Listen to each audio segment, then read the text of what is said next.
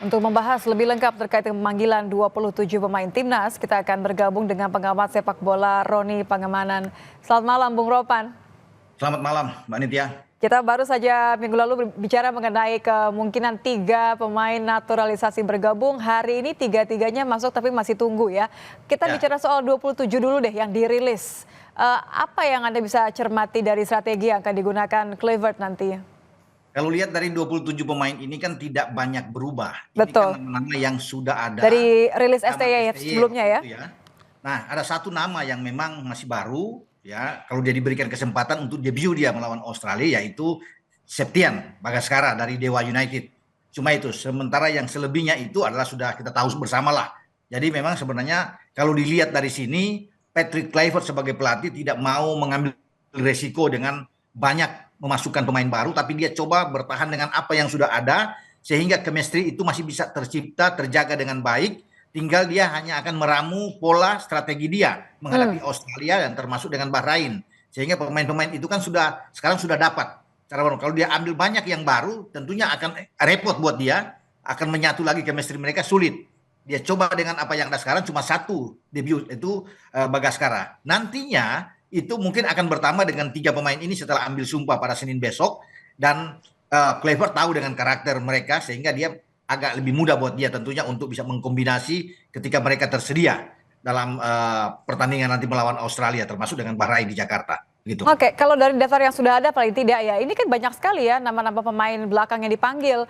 Ini artinya kira-kira Kluivert akan menggunakan sistem 3 back dengan 2 tambahan wing back atau bagaimana nih? Kita kan harus consideration ada Alex Pastur di sini ya, kerap pakai formasi tersebut.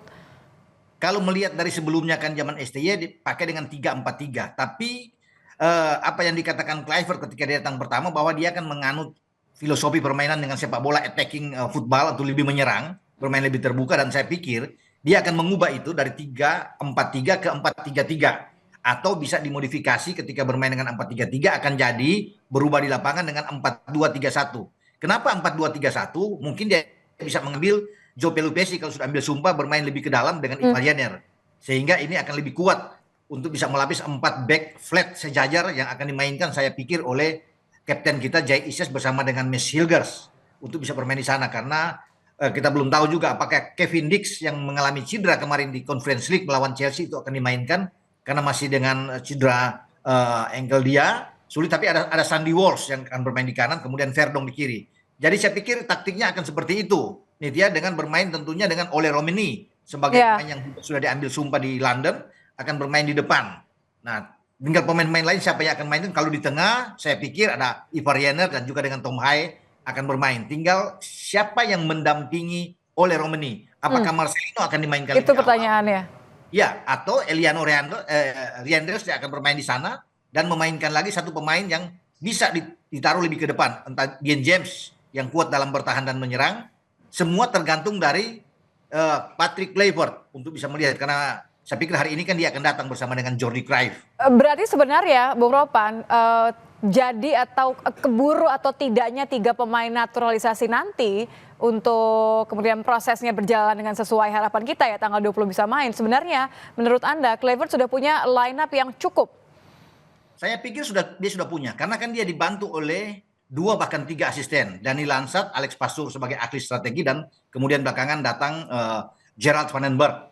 Apalagi datang lagi Jordi, pasti Jordi akan membantu sebagai penasihat teknik untuk bisa memberikan masukan-masukan terhadap Patrick Kluivert. Tapi kalau bisa melihat bahwa tentunya mereka sudah lihat pertandingan kita lawan Australia yang berakhir imbang, melawan Bahrain, terutama juga dengan pertandingan terakhir melawan Arab Saudi ketika kita menang di Jakarta.